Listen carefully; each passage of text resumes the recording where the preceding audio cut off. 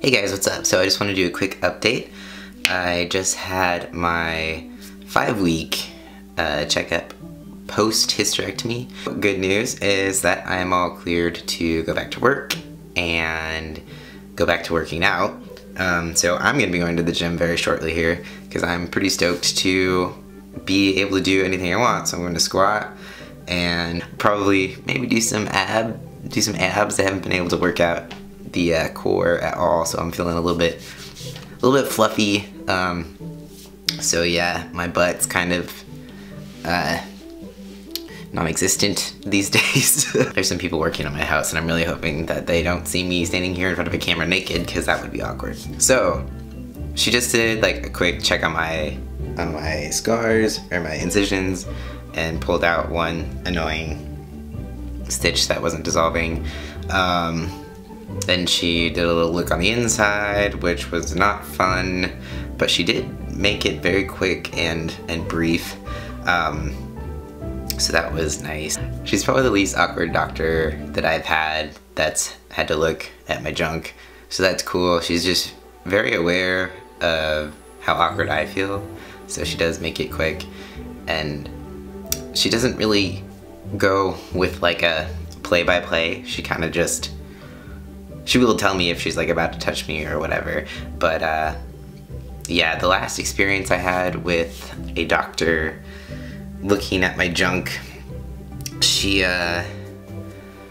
couldn't find my cervix, and that was strange. So she was kind of moving around in there, and she was like, "Where's your cervix? I can't find it. Where did you put it?" I'm just like, it's in my back pocket. Sorry, I forgot to take it out for you. So yeah, it was a lot less awkward. She just told me that everything's looking really good, that I'm healing up really well. So I'm gonna show you my scars really quickly.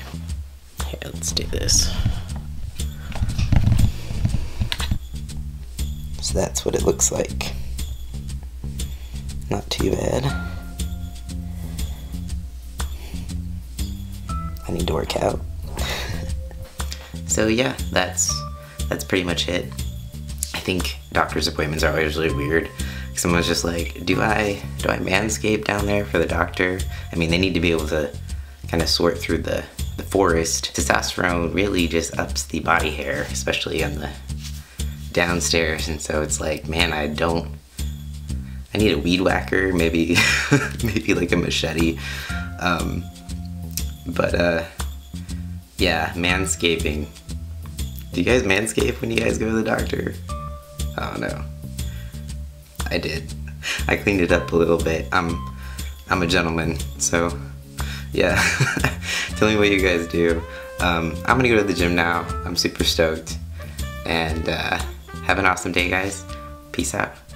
Alright, so I got a little awkward because we have people like working outside or on the roof. We did have people working on the roof, but I forgot that I wanted to talk about emotional changes post hysterectomy, so I'm just gonna kind of rewind and do that. Emotional changes. I do feel more even as far as emotions go. I still feel I feel a dip in energy when it is shot day. I am kind of questioning whether my testosterone dose needs to be adjusted because I just had some blood work done and my hemoglobin was high. So my doctor sent me a note saying, hey, your hemoglobin's high, we need to take a look at it. It wasn't really like super duper high, but it's never been high before where it's like flagged to be high.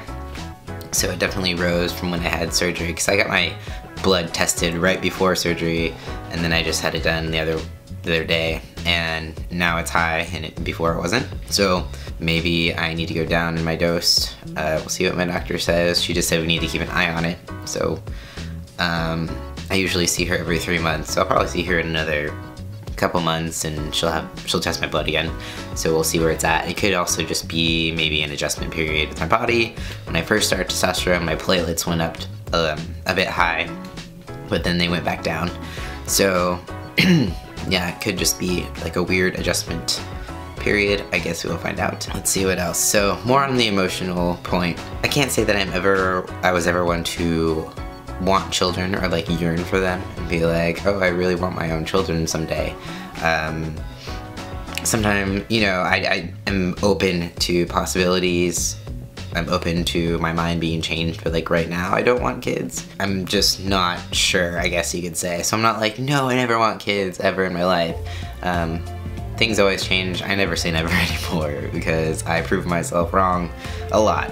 But on that note, I will say one never, I never wanted or pictured myself having kids, like carrying the child and things like that. But it is kind of an odd feeling to know that that is absolutely not a possibility. It kind of hits you at weird times where you're like, wow, I can't have biological children. It's kind of that thing where you don't want something, but then when it's like taken away from you, it just feels kind of weird. It's kind of a weird thing to process, and I'm not like sad about it, but it is very strange.